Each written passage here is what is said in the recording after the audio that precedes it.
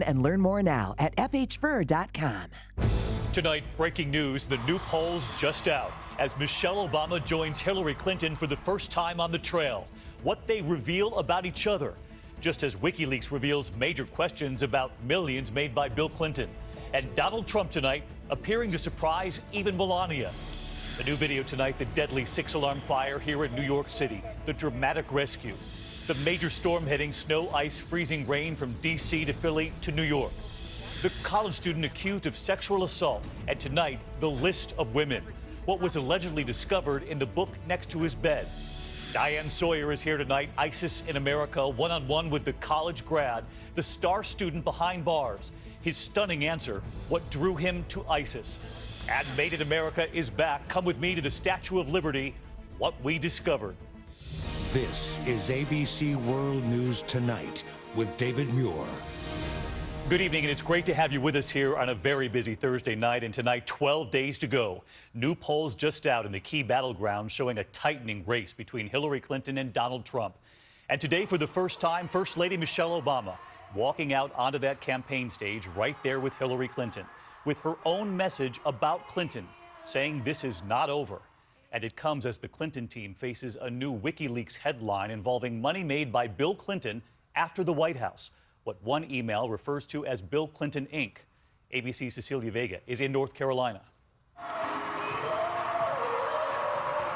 They walked out together to cheers and a hug. First Lady Michelle Obama and Hillary Clinton. Seriously, is there anyone more inspiring than Michelle Obama? And maybe it's especially meaningful to me because I do know something about being First Lady of the United States. Former rivals with a shared bond. As our first African-American First Lady, she's faced pressures I never did.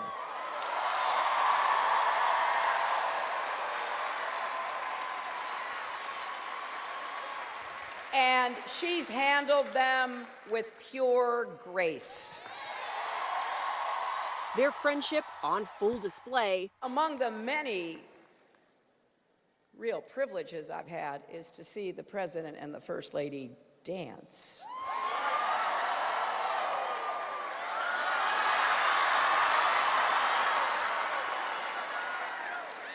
Oh, wow, one could only hope.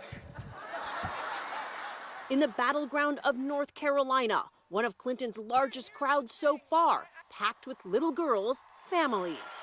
I say this everywhere I go. I admire and respect Hillary. Yeah, that's right. Hillary doesn't play. She has more experience and exposure to the presidency than any candidate in our lifetime. And yes, she happens to be a woman. And of course, that famous line. Casting our vote is the ultimate way we go high when they go low. Voting is our high. That's how we go high. We vote. How do we go high?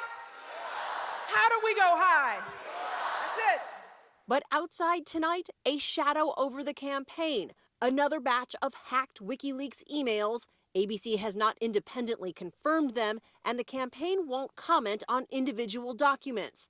The new revelation about the Clinton Foundation. This 2011 memo from Bill Clinton's longtime aide Doug Band reveals how he pressured companies to donate to the foundation and also to pay the former president millions for things like speeches. In the case of one donor, Band describes, quote, a foundation relationship that evolved into a personal business relationship for President Clinton.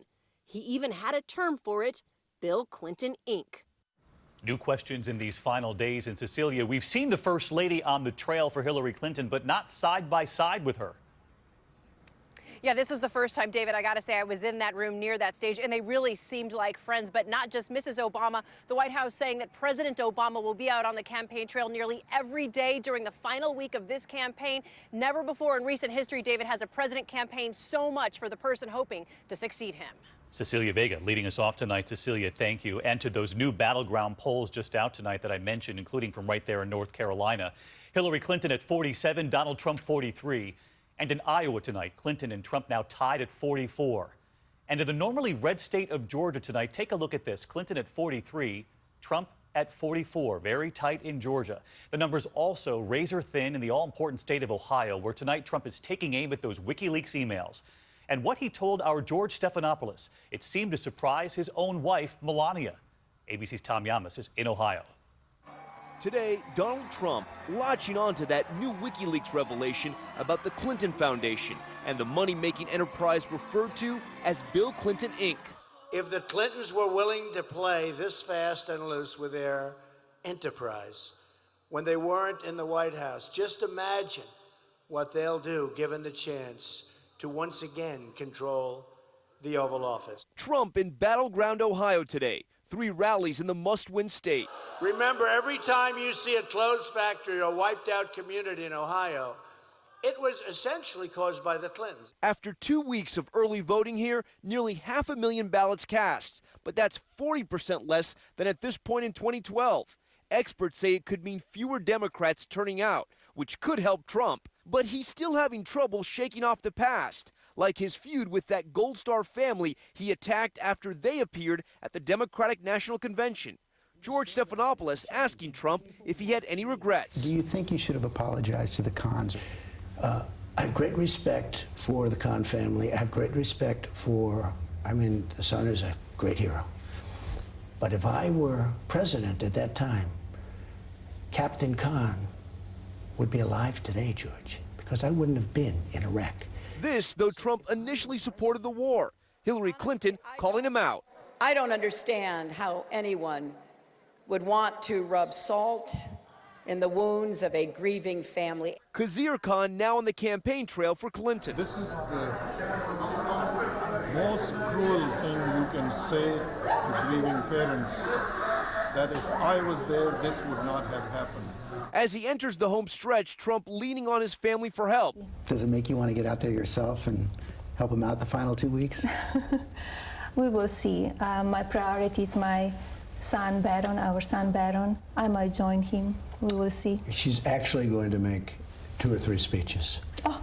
And I will tell you. Made some news right there. No, okay. It is. She's amazing when she speaks. Melania Trump to be on the trail. Tom Yamas joins us from Ohio, where Donald Trump just wrapped up another rally, and something he said is making headlines at this hour, Tom? That's right, David. He just finished a rally in Toledo, Ohio, and something he said about African American communities is making some headlines tonight. Let's take a listen. And we're going to work on our ghettos you take a look at what's going on, where you have pockets of areas of land, where you have the inner cities, and you have so many things, so many problems. Now, at the top of that soundbite, it sounded like he used the word ghettos. That's a word I've never heard him use, but if he did say that, that no doubt may have an impact here in Ohio and all across the country with African-American voters. A recent poll showed that only 4% of black voters planned on voting for Donald Trump on Election Day, David. Tom Yamas covering the Trump campaign from the very start. Tom, thank you. We move on to other news tonight, into the deadly apartment fire right here in New York City. The apartment building engulfed in flames, those flames reaching high above the roof. And from the safety of a window, the burning embers seen falling to the street. Tonight, new video of a dramatic rescue. ABC's Lindsay Janis is on the scene. A raging inferno taking over this New York City apartment building. Just after 3 a.m., a smoke alarm going off on the first floor. The tenants running outside, but leaving their front door open, allowing the flames to spread quickly. Firefighters rushing up the fire escapes, battling the blaze for 5 hours. 1 resident died and 4 were injured, including an 81-year-old man. And his 2 options were really to jump or to burn. Firefighter Jim Lee rappelling down from the roof, grabbing the man from a 3rd-floor window. I just told him to stay calm, and when we got down, I said, I hope you enjoyed the ride. David, firefighter Lee says just seconds after they were both safely on the ground, that rope burned through. 11 firefighters suffered minor injuries. David? Lindsay Janis on the scene there in New York tonight. Lindsay, thank you. Next to the extreme weather on the move at this hour from the Great Lakes to the Northeast, and real trouble for travelers from D.C. to Philly, New York to New England. Planes de-iced in Hartford, Connecticut, and in Northampton, Massachusetts tonight. Snow and icy roads making for a difficult evening commute. Let's get right to meteorologist Rob Marciano. He's live again along the West Side Highway tonight. Hey, Rob. Hi, David. For the big Northeast cities, it is a cold rain, but for many, it's the first winter event of the season, and it's not even November yet. Check out the radar. Still white showing up in places like Albany and Western Mass and points north. It's starting to change over to sleet. It'll be clearing out tomorrow morning, but wind behind that. Want to show you a storm in California now. It's tapping an old hurricane for moisture. It'll bring in wind tonight, down trees and power lines likely. Mudslides also a big threat there for the next 18 hours. David? Rob Marciano, come back inside. Our thanks to you. In the meantime, next tonight from Madison, Wisconsin, a college student already accused of abusing one woman, now facing new charges of sexual assault.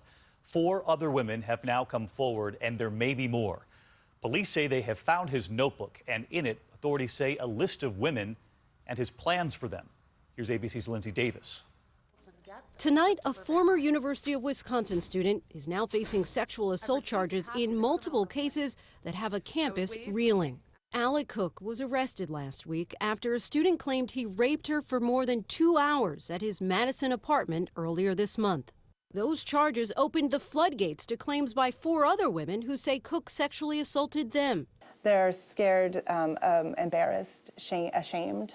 And now dozens of other women have come forward to talk to police about their encounters with Cook. Investigators say they found a black book in Cook's apartment where he described in chilling detail the women he'd met and documented what he wanted to do to them. According to the search warrant, there were statements of kill and statements of sexual desires. But Cook's attorneys today fired back, claiming any encounters were consensual and that they know of no such journal entry. There was no woman named, there was no description of violent fantasy, there was nothing of that nature. Cook has been suspended from the university. He's being held on $200,000 bail. His attorneys say their client is a victim of character assassination. He has yet to enter a plea to the multiple felony counts against him. David? Thank you, Lindsay. Next tonight, Diane Sawyer investigating the ISIS threat right here at home. For the first time allowed inside a federal prison to speak with a young American man convicted and now serving 8 years for trying to join the terror group. Tonight, Diane one-on-one with that inmate, once a star student. What lured him to ISIS? They were 2 honors students, a cheerleader, a soccer player, Mohammed Dakhlala's father, a math teacher, Jalen Young's dad, a police officer and military veteran. And now the 2 high school stars are prisoners, guilty of charges of providing material support to ISIS. Had you ever been arrested before? No, ma'am, not at all. Had ever been in trouble with nothing? No, ma'am. I mean, unless you count, like, car tickets. One of your friends is quoted saying, he's the guy who was never in a bad mood. That is true. They met in college, he says, his first serious romance. And he says, at the time, he had fallen into a depression. She admitted instigating the interest in ISIS. They watch ISIS videos online. These videos are dangerously inspirational. It made sense to you? That's how they showed themselves, as rebuilding towns and feeding the poor. When you're seeing beheadings of aid workers. I mean, yeah, I heard about them, but I never did see the videos. He and his girlfriend write messages to people they think are ISIS recruiters, but in fact, it's the FBI who arrest them at the airport. You were willing to kill in the name of ISIS? If once I got there, I would have seen a whole different kind of picture, not from what I've seen from the videos. You thought you were willing to do that? You were willing to kill Americans? No, it was more just, you know, I want to help as much as I can. Today, he says he wants to warn parents that their smart kids can have secrets and a seriously skewed version of the world. And so as we leave the federal prison in Oklahoma, a reminder, there are 800 open investigations in all 50 states into ISIS-related activity. And David, as you know, I'm going to be traveling the country to find out more about who these people are and what can be done to stop them. All right, Diane, thank you. And we should mention that Diane has spent months now reporting on the threat right here at home, and we look forward to that full report coming soon right here. In the meantime, there is still much more ahead on World News Tonight this Thursday. The powerful explosion just moments after authorities warned them to get away. The house consumed by smoke and flames. The police officer ordering neighbors to back away, and you can see yet another explosion, the second one there in the back. The alert tonight about threatening phone calls, $300 million stolen from Americans. And we have the recording of one of those calls tonight. You'll want to hear it right after the break. And Made in America is back tonight. Come with me to the Statue of Liberty and the American idea this evening to share a piece of it with all of you at home. What we discovered. I'm Thomas, and I quit smoking with Chantix. I finally broke out of my man shell, went to the doctor, told him I needed help quitting smoking. He prescribed Chantix, and it worked. Along with support, Chantix Varenicline is proven to help people quit smoking. Chantix really reduced my urge to smoke. Some people had changes in behavior, thinking or mood, hostility.